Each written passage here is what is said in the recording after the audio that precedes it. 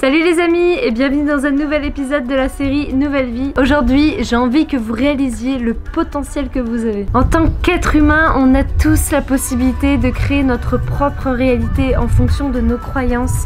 Par contre, on part pas tous avec le même point de départ. Forcément, entre un enfant qui est né dans une famille aisée, qui a reçu énormément d'amour et qui a jamais eu de problème de confort ou avec l'argent, et un enfant qui est né dans un pays défavorisé ou dans une famille bancale ou même sans famille du tout,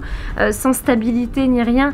les chances ne seront pas les mêmes qu'ils arrivent au même moment, ou en tout cas l'effort nécessaire pour arriver à cet endroit-là ne sera clairement pas le même. On n'a clairement pas le pouvoir de changer quoi que ce soit qui se passe à l'extérieur de nous, que ce soit la situation de notre pays, que ce soit la société en elle-même ou les gens qui nous entourent, ce qu'ils disent de nous et ce qu'ils pensent de nous ou ce genre de choses. Par contre, ce qu'on peut changer, c'est ce qu'on pense nous, ce qu'on ressent à l'intérieur de nous et comment on perçoit le monde extérieur. Et on peut décider de changer toutes ces histoires qu'on se raconte depuis toujours à propos de nous-mêmes. Par exemple, peut-être que vous pensez que vous êtes quelqu'un de timide parce que vous n'arrivez jamais à aller de l'avant avec les gens, ou peut-être que vous vous êtes toujours dit que vous étiez en surpoids et que vous seriez comme ça toute votre vie et que du coup vous pourrez rien changer à ça, ou que vous n'êtes pas quelqu'un fait pour être en couple parce que vous n'arrivez pas à rester avec quelqu'un plus de 2 ou 3 mois, ou je sais pas, que vous êtes juste pas créatif, que vous êtes pas bon en maths et que vous êtes juste pas scolaire et que du coup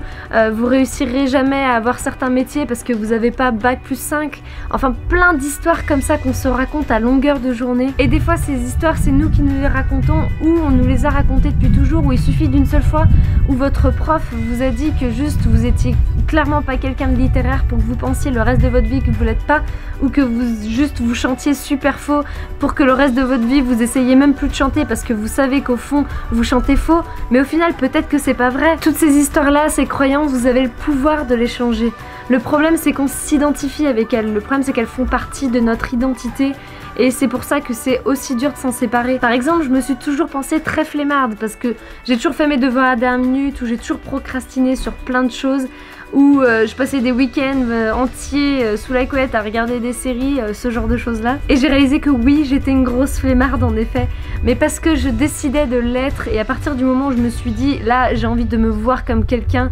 d'actif, de sportif, quelqu'un qui se bouge pour accomplir ce qu'elle a envie d'accomplir. Et j'ai commencé à changer ma vie petit à petit pour arriver de plus en plus à ça, et à changer ma vision des choses, et à me dire que moi aussi en fait je pouvais le faire, que si lui ou elle y arrivait, pourquoi pas moi après tout, qu'il me fallait juste beaucoup plus de discipline et surtout me créer un état d'esprit qui fait que j'allais pouvoir atteindre ces objectifs là. Et une fois que vous commencez à changer votre état d'esprit, inspirez-vous de personnes qui l'ont déjà fait avant vous. Je vous promets qu'il y a des milliers et des milliers d'histoires de personnes qui ont changé leur vie du tout au tout et qui ont réussi à atteindre ce qu'elles voulaient et qui ont aujourd'hui trouvé un équilibre qui leur va, dans lequel elles s'épanouissent. Et ces inspirations là vont vous aider à trouver vos objectifs, qui soient court ou long terme, et à ensuite créer un plan d'action pour les atteindre, parce que c'est ça le plus important, c'est de savoir chaque jour qu'est-ce qu'on va faire pour aller un peu plus vers la personne qu'on veut devenir. Parce qu'au final la vie qu'on se crée se résume à ça, aux 24 heures de la journée, comment on les utilise, qu'est-ce qu'on en fait, quelles habitudes on change et quelles nouvelles habitudes on met. Et changer votre vie ne se fait pas du jour au lendemain, ça se fait petit à petit, ça prend du temps. Si vous m'aviez parlé il y a 5 ans, quand je mangeais des plats préparés 2 minutes au micro-ondes tout le temps, que je regardais des séries dans mon lit et que je faisais absolument rien à part juste la fête, tout ça,